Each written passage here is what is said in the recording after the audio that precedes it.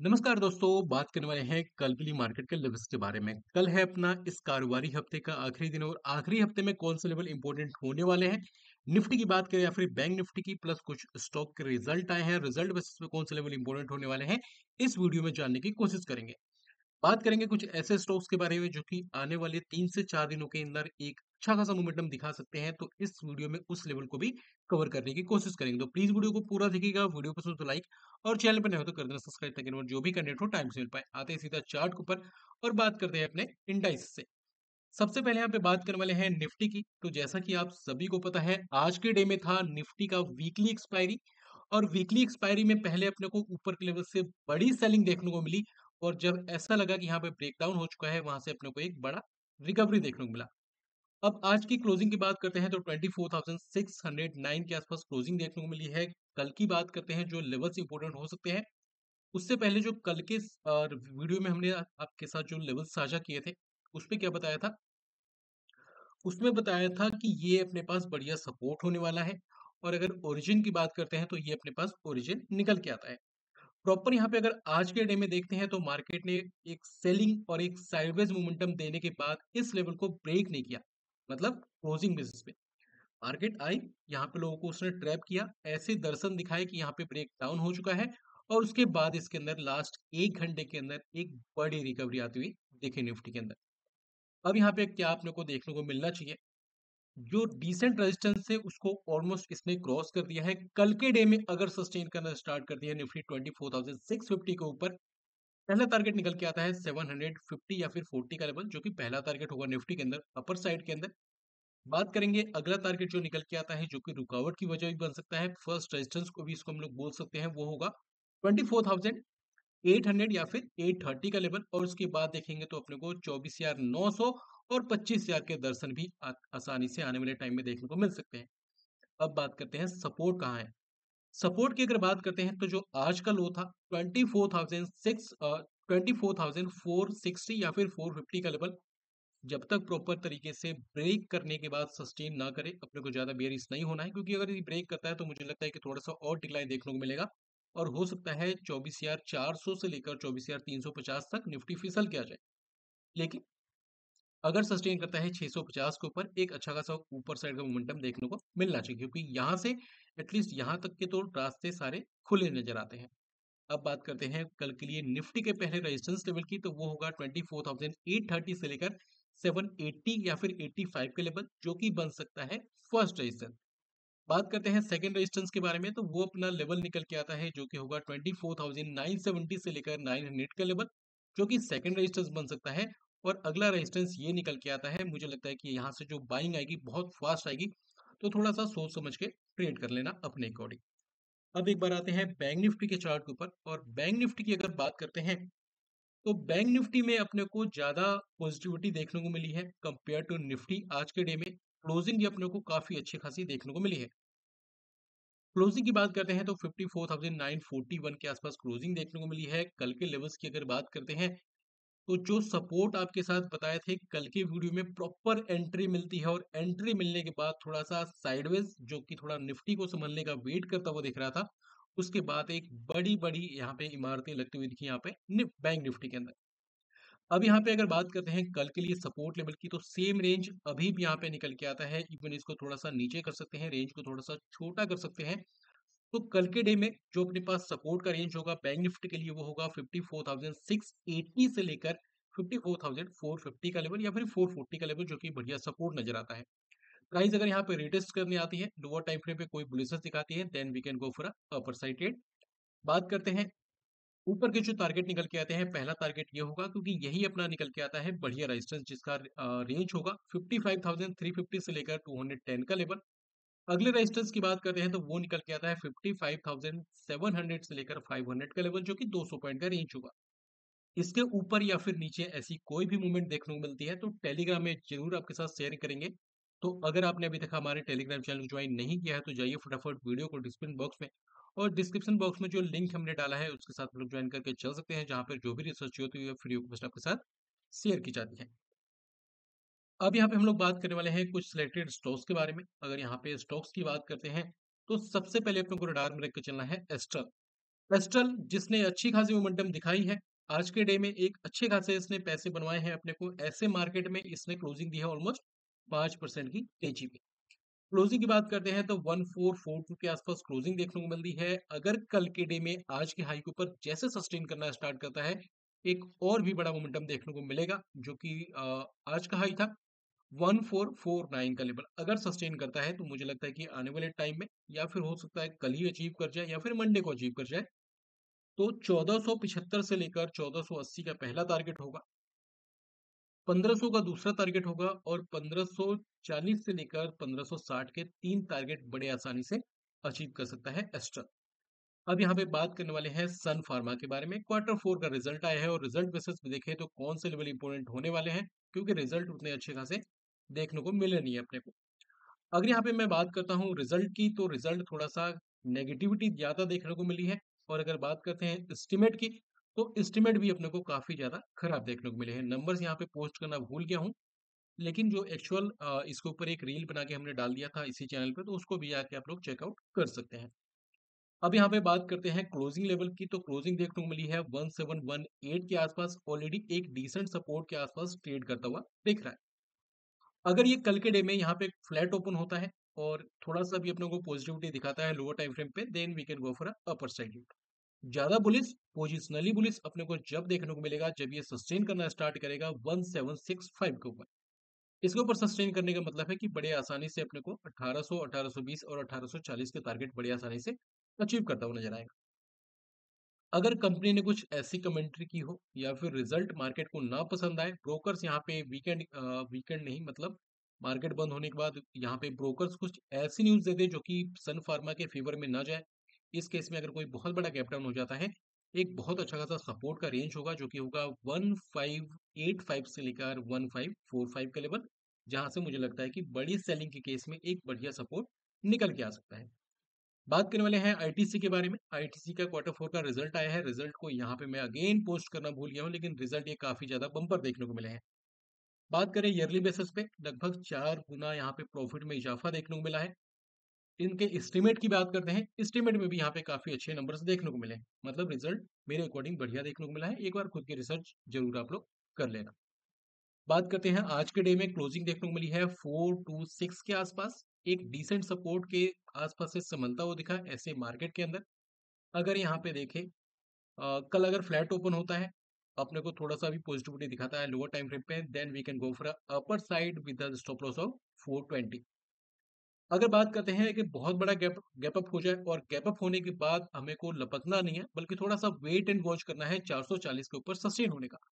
440 के ऊपर सस्टेन होने का मतलब है कि इसके अंदर 439, 452 और 460 के यहाँ पे 3 टारगेट बड़ी आसानी से अचीव करना चाहिए आईटीसी के अंदर।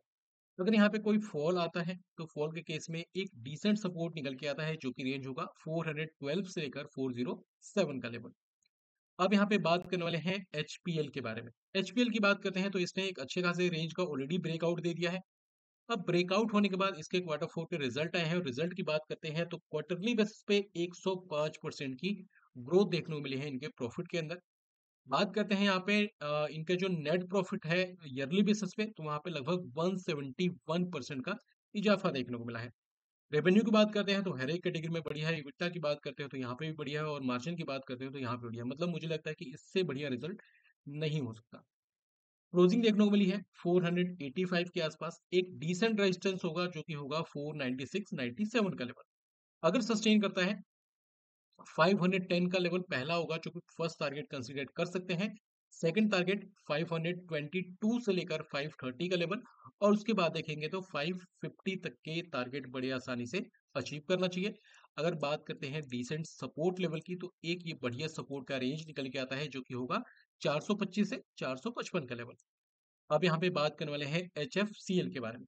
एच की बात करते हैं तो क्वार्टर 4 के रिजल्ट आए हैं, और हमने क्या देखा था, एक ब्रेकआउट हुआ था और एक ये रेजिस्टेंस आपके साथ बताया था कि इसके ऊपर निकलने पे एक बड़ी तेजी होगी, लेकिन यहाँ पे इसने थोड़ा सा इसको रिस्पेक्ट किया, और उसके बाद इसमें लगातार 3 दिनों में एक अच्छी खासी गिरावट देखने को मिली है। आज के डे में क्लोजिंग देखने को मिली है 84.50 के आसपास। अगर यहाँ पे इनके रिजल्ट की बात करते हैं, तो रिजल्ट यहाँ पे उतने बढ़िया देखने को नहीं मिले हैं, क्योंकि यहाँ पे ईयरली बेसिस पर लास्ट टाइम इन्होंने पोस्ट किया था 110 करोड़ का प्रॉफिट, जबकि इस टाइम इन्होंने पोस्ट किया है 81 करोड़ का लॉस। मतलब प्रॉफिट से कंपनी लॉस में आ चुकी है और बहुत बड़े लॉस में आ चुकी है। अगर बात करते हैं यहाँ पे क्वार्टरली बेसिस पे, तो लगभग 73 करोड़ का अपने को प्रॉफिट देखने को मिला है। रेवेन्यू की बात करते हैं तो हर एक कैटेगरी में डिक्लाइन है। इबिटा की बात करते हैं तो यहाँ पे ईयरली में डिक्लाइन और क्वार्टरली में अपने को प्रॉफिट देखने को मिली है। मार्जिन में जाते हैं तो यहाँ पे बहुत घटिया मार्जिन यहाँ पे देखने को मिले हैं। पॉजिटिव से मार्जिन के जो नंबर है यहाँ पे नेगेटिव में आ चुके हैं। अब यहाँ पे किस प्रकार से ट्रेड किया जा सकता है? कंपनी ने अगर ऐसी कुछ बहुत अच्छी कमेंट्री कर रखी हो जो कि मार्केट को पसंद आ जाए और सडनली गैप अप होने के बाद 94 के ऊपर सस्टेन करना स्टार्ट कर जाए, definitely we can try for upper sided with stop loss of जो भी वहां का स्विंग लो होगा उसके हम लोग लो मार के अपर साइड के लिए ट्रेड कर सकते हैं, जहां पे पहला टारगेट निकल के आता है 97 98 का।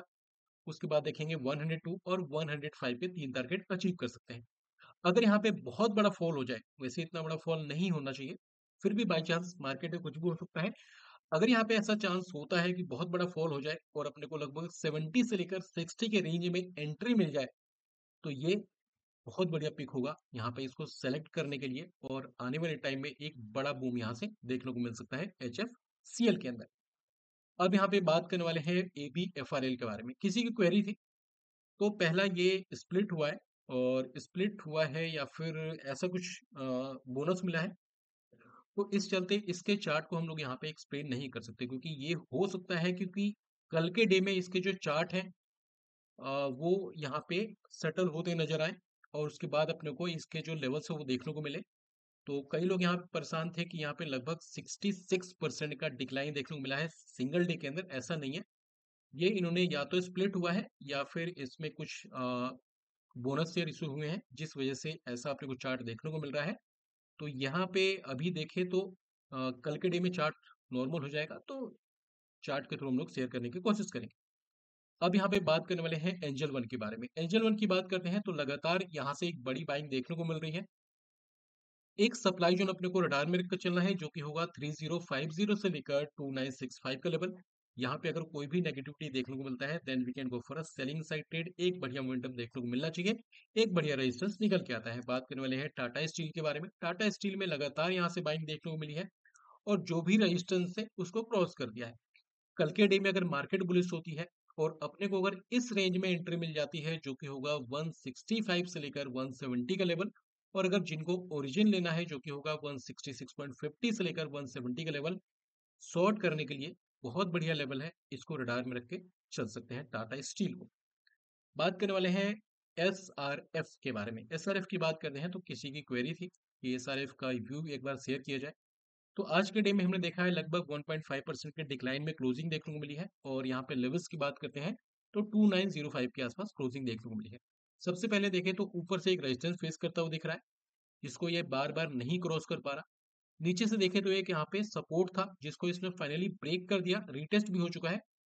अब यहाँ पे एक डिसेंट ये डिमांड जोन टाइप का स्ट्रक्चर था, तो जब तक ये 2847 के नीचे सस्टेन नहीं करता, तब तक अपने को बड़ा फॉल देखने को नहीं मिलना चाहिए। लेकिन मार्केट थोड़ा सा भी करेक्ट होती है और यहाँ पे थोड़ी सी नेगेटिविटी आती है, तो अपने को इससे पहले पहला टारगेट होगा 2750 2700 का डिक्लाइन की तरफ, और अगला टारगेट भी अपने को यहाँ पे सीधा 2580 या फिर 2480 तक यहाँ पे फिसलता हुआ नजर आ सकता है। बुली जाना है, definitely we can go for a bully side trade, लेकिन 3105 के ऊपर उससे पहले जो भी कुछ होगा इंट्राडे बेसिस पे कर सकते हैं, लेकिन पोजिशनली थोड़ा सा टफ होने वाला है इस केस। बात करने वाले हैं गेल के बारे में। गेल की क्वेरी थी, उन्हीं की क्वेरी थी। अब यहाँ पे अगर बात करते हैं आज के डे में ऐसे मार्केट में इस तरीके से क्लोजिंग देना काफी ज्यादा दर्शाता है कि स्टॉक काफी ज्यादा बुलिश है। आज के डे में क्लोजिंग देखने को मिली है 192 के आसपास। एक लेवल अपने को मार्क करके चलना है, जो कि ट्यूसडे का हाई होगा 194 का लेवल। अगर 194 के ऊपर सस्टेन करता है, 195 196 का पहला टारगेट होगा। उसके बाद देखेंगे 200 का दूसरा टारगेट, और बड़े आराम से 205 208 के लेवल भी अचीव कर सकता है। बात करते हैं अभी के लिए डिसेंट सपोर्ट लेवल की, तो वो निकल के आता है 185 186 का लेवल। बात करने वाले हैं रिलायंस के बारे में। रिलायंस की बात करते हैं तो आज के डे में क्लोजिंग देखने को मिली है 1409 के आसपास। एक डिसेंट सपोर्ट जैसा निफ्टी का था वैसे ही देखने को मिला, और इसने उस सपोर्ट को रिस्पेक्ट किया। अब यहाँ पे अगर कल के डे में देखें अगर यहाँ पे कल के डे में देखते हैं, अगर सस्टेन करना स्टार्ट करता है, ये इसके ऊपर ऑलमोस्ट कर चुका था, क्लोजिंग नहीं मिल पाई प्रॉपर तरीके से, थोड़ा सा और मार्केट रहता तो कर देता। तो अगर ये सस्टेन करना स्टार्ट करता है 1412 के ऊपर, एक बढ़िया मोमेंटम देखने को मिलेगा। अदरवाइज अगेन कोई फॉल देखने को मिलती है तो एक सपोर्ट ये सेम निकल के आता है, जो कि होगा 1400 से लेकर 1395 96 का लेवल। अगेन कोई बुलिश दिखाता है तो अगेन हम लोग यहाँ पे एंटर कर सकते हैं और ऊपर के लेवल बड़े आसानी से अचीव कर सकते हैं स्टॉक। बात करने वाले हैं हिंडाल्को के बारे में। अगर हिंडाल्को की बात करते हैं तो आज के डे में क्लोजिंग देखने को मिली है 649 के आसपास। जब से रिजल्ट आया है लगातार गिरावट देखने को मिली है, लेकिन थोड़ी सी यहाँ पे राहत की सांस मिल सकती है अगर कल के डे में थोड़ा सा और डिक्लाइन देखने को मिलता है और इस रेंज में एंट्री हो जाती है, जो यहाँ पे लेवल्स हाईलाइट होते हुए दिख रहे होंगे 637 से लेकर 630 या फिर 31 का लेवल। इसके बीच में अगर एंट्री मिल जाती है हिंडाल्को की और कोई भी अपने को बुलिशस देखने को मिलता है लोअर टाइम फ्रेम पे, then we can go for a upper sided एक अच्छा खासा रिवर्सल यहाँ से देखने को मिल सकता है हिंडाल्को में। अब यहाँ पे बात करने वाले हैं एक छोटे से डिस्क्लेमर के बारे में। इस वीडियो को अगर आपने अभी तक देखा है और ऐसी कुछ प्लानिंग की है कि वीडियो देखने के बाद यहाँ पे करनी होगी बाइंग या फिर यहाँ पे करनी होगी सेलिंग, तो ऐसी मेरी कोई भी आप लोगों से सलाह नहीं होने वाली है।